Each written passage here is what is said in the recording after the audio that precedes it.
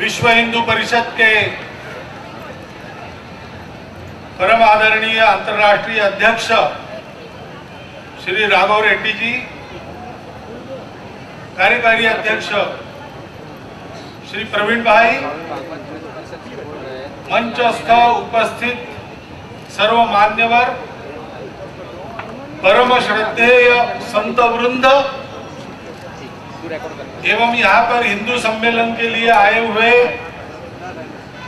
कार्यकर्ता बंधु भगिनी, हिंदू आगळ, हिंदू ही आगे, ये हम देखना चाहते हैं। और अभी एक दिन से मैं एक परिसंवाद में, गोष्ठी में हूं,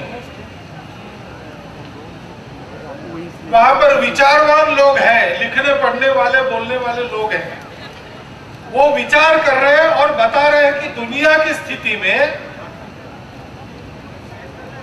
अभी दूसरा कोई चारा नहीं है,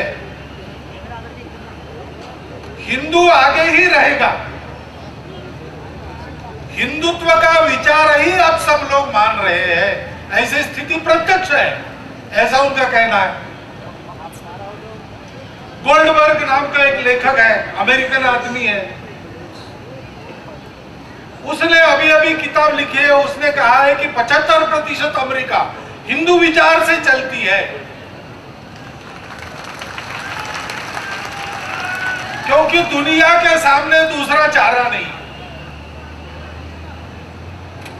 तो वैचारिक दृष्टि से तो हिंदू आगे हो गया, लेकिन ऐसा होने के बाद भी प्रत्यक्ष में हिंदू आगे नहीं दिख रहा। इसका कारण क्या है? हमको इस बात का उपाय करना पड़ेगा। यहां बैठे हुए हम सब लोग, हम स्वयं हिंदू हैं। हम जानते हैं हिंदू को आगे हमको क्यों रखना है। इसलिए कि दुनिया के कल्याण के लिए वो बात आवश्यक है। हिंदू अहंकारी नहीं होता, हिंदू लालची नहीं होता, हिंदू हनुमान जी जैसा नम्र होता है। हनुमान जी के पास सारी ताकत थी, लेकिन वो कहने लगे कि मैं समुद्र लांघकर कैसे जाऊंगा, जांबुवान जी नहीं जा सकते, अंगद को नहीं भेज रहा, ललनील नहीं जा रहे, मैं कैसे जा सकता हूं। जब उनको कहा भाई तुमको जो जाना है, तुम्हारी ताकत तो है, और वो तुमको अपने लिए उपयोग में नहीं लानी है। अभी प्रभु रामचंद्र का काम है, धर्म का काम है, दुनिया को धारण करने का, उन्नत करने का, बचाने का काम है। इसलिए तुमको सागर पार जाना है। तो खड़े हो गए, पर्वताकार हो गए, एक ही छलांग में सागर लांघ के आगे चले गए। लंका दहन करके रावण के दरबार में राम के शक्ति की धाक जमा कर ही वापस आए। लेकिन कब? दुनिया के लिए करना था। उनको और कुछ नहीं चाहिए, लोक कल्याण और राम की भक्ति। सीता जी माला देती है उनके लिए, वो कहते हैं मुझे मेरे लिए कुछ नहीं चाहिए, आपने दिया है, जगत जननी ने दिया है, तो मैं इतना देख लेता हूं कि इसमें राम है कि नहीं है, तो रखता हूं, नहीं तो ये मेरे किसी काम का। हमको ऐसा हिंदू खड़ा करना पड़ेगा, अच्छा, पक्का, सच्चा, क्योंकि दुनिया तो हिंदुत्व के ही पीछे जाएगी, जा रही है, हिंदुत्व के ही साथ रहेगी। सवाल ये नहीं दुनिया हिंदू के पीछे रहेगी कि नहीं, हिंदुत्व के साथ हिंदू को रहना है। हमारे आपके घर में, हिंदू समाज के घरों में हिंदू संस्कृति का व्यवहार आचरण होना है, हिंदू की भाषाओं की, भूषाओं की प्रतिष्ठा होनी है। हिंदू स्वयं अच्छा, पक्का, सच्चा हिंदू बने, क्योंकि दुनिया में जो बड़े बड़े काम संपन्न होते हैं उसका आधार क्या है? हम आगे चल के श्री राम मंदिर, भव्य मंदिर के निर्माण के लिए जाप करने वाले हैं फिर से विजय मंत्र का। उस प्रभु रामचंद्र जी के बारे में सुभाषित है, उनके सामने कितना कठिन काम था। विजयतव्याम लंका, लंका विजय करना था। कैसे जाना था लंका? सागर पार, नौका नहीं थी, चरण तरणीयो जलनिधि, पैदल चल के जाना था। किससे लड़ना था जाके? विपक्षः पौलस्त्यो, पुलस्त्य ऋषि का नाती रावण, शस्त्र शास्त्र संपन्न, वेद वेदता, नवग्रहों की पैड़ी बनाकर अपने सिंहासन पर चढ़ने वाला ऐसा शास्त्र संपन्न, शस्त्र संपन्न बलाढ्य रावण, उससे लड़ना था। हमारे पास क्या था? विपक्ष पौलस्थो रणभूमि सहायार्था। हमारे पास कौन? कपयः, वानर सेना थी केवल, और कुछ नहीं। फिर भी लड़ाई का नतीजा क्या हुआ? पदातिर मर्त्यौसौ सकलम अवधीन राक्षस कुल। दो पैदल चलने वाले मर्त्य मानवों ने संपूर्ण राक्षस कुल का नाश कर दिया, संहार कर दिया। क्यों? क्या था उनके पास? सुभाषितकार कहते हैं, क्रिया सिद्धि सत्वे भवति महता न उपकरणे। आपके पास शस्त्र कौन से है, आपके पास साधन कौन से है, आपके पीछे कौन है, आपके पास पैसा कितना है, इसका कोई महत्व नहीं। आपके पास सत्व है क्या? हिरण्यकश्यपु के पास तीनों भुवनों की सत्ता थी। क्या नहीं था उसके पास? सब कुछ था। उसको अपने पुत्र को नियंत्रित करना था, प्रहलाद को। लेकिन प्रहलाद अपने भक्ति पर दृढ़ था, नारायण का नाम ले रहा था, समझाया बुझाया नहीं माना, मारा पिटा नहीं माना। फिर हिरण्यकश्यपु ने परीक्षाएं कैसे ली, यानी यातनाएं दी। आरे से चीरने का प्रयास किया, आग में जलाया, पहाड़ पर से झोंक दिया, परंतु प्रहलाद ने हिम्मत नहीं छोड़ी। परिस्थिति बहुत भीषण दिखती है, सत्वशील लोग हिम्मत को नहीं छोड़ते। स्वामी विवेकानंद कहते थे, परिस्थिति कितनी भी जटिल हो, हिम्मत नहीं हारना, हिम्मत से खड़े हो। उनके स्वयं के जीवन में ये काशी के गलियों में घूम रहे थे, बंदर पीछे लग गए, डर गए विवेकानंद, ये बंदर दुर्गति करेंगे, इसलिए जोर से चलने लगे। बंदर भी उनके पीछे तेजी से चलने लगे। विवेकानंद दौड़ने लगे, बंदर भी उनके पीछे दौड़ने लगे। अब विवेकानंद को लगा कठिन है, क्योंकि आदमी कितना भी दौड़े और कितना भी तेज दौड़े, विमान में कार में बैठकर दौड़ेगा, जमीन पर दौड़ने के लिए बंदर से ज्यादा आदमी नहीं हो सकता।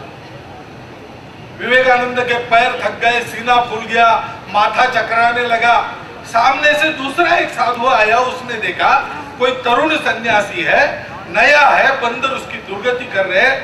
साधु ने कड़क कर आवाज दी और कहा, रुको। विवेकानंद रुक गए। वो रुक गए, वैसे पीछे वाले बंदर एकदम रुक गए।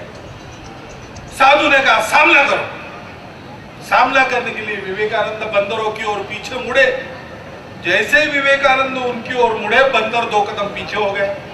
विवेकानंद 2 कदम आगे आए, बंदर 5 कदम पीछे चले। विवेकानंद 10 कदम उनकी ओर दौड़े तो बंदर पीठ दिखाकर भाग गए। स्वामी जी अपने इस अनुभव से कहते हैं कि मन से भय को निकाल दो और मन में स्वत्व की प्रतिष्ठापना करो। ये सत्व सब बातों का मूल है।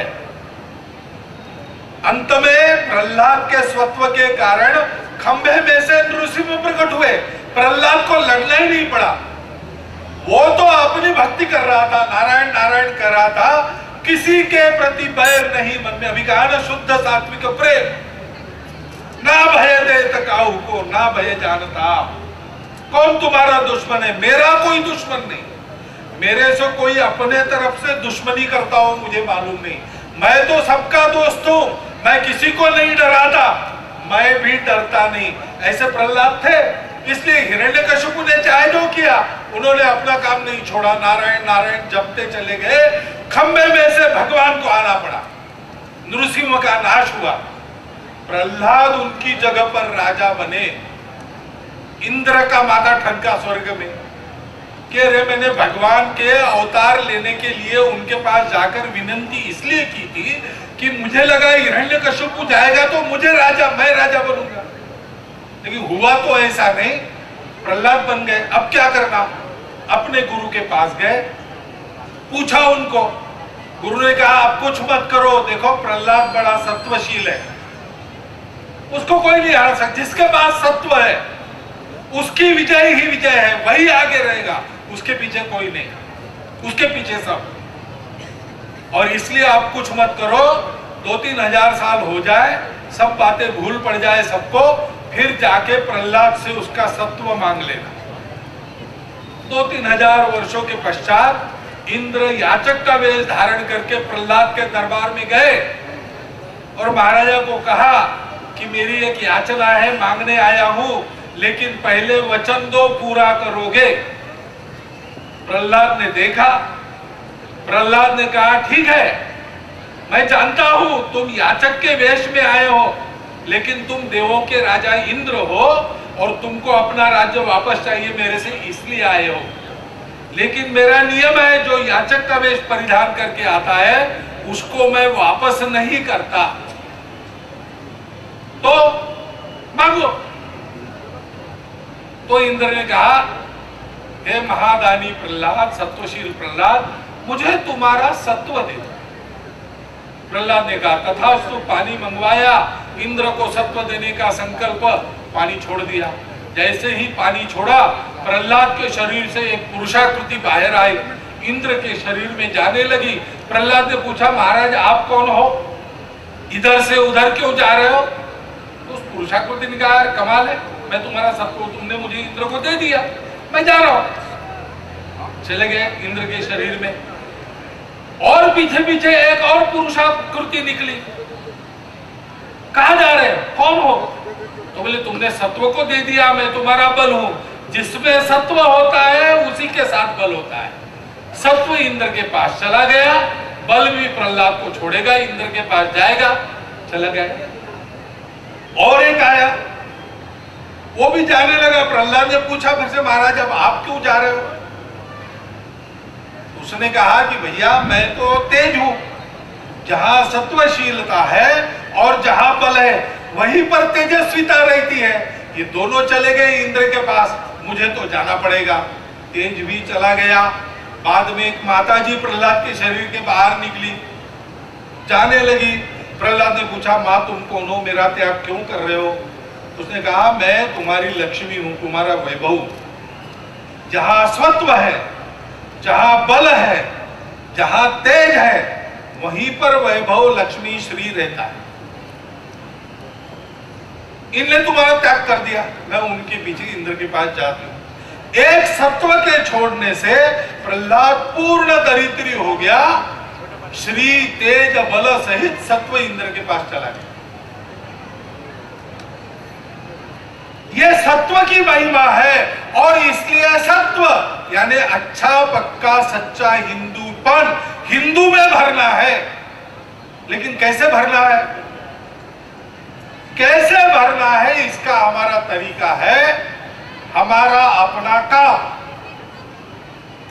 उस काम के पीछे विचार क्या है, उस काम का अगला कार्यक्रम वो कैसे करना है, उस कार्यक्रम में से अधिकाधिक क्षेत्रों तक कैसे जाना है, वहां पर अपने उदाहरण से और अपने वाणी से सत्वशीलता का वातावरण कैसे उत्पन्न करना है, इसकी चर्चा आज दिन भर में इस हिंदू सम्मेलन में आपके कार्य में आपके सामने अच्छे कार्यकर्ता बनकर उदाहरण रखने वाले आपके अधिकारी करने वाले हैं।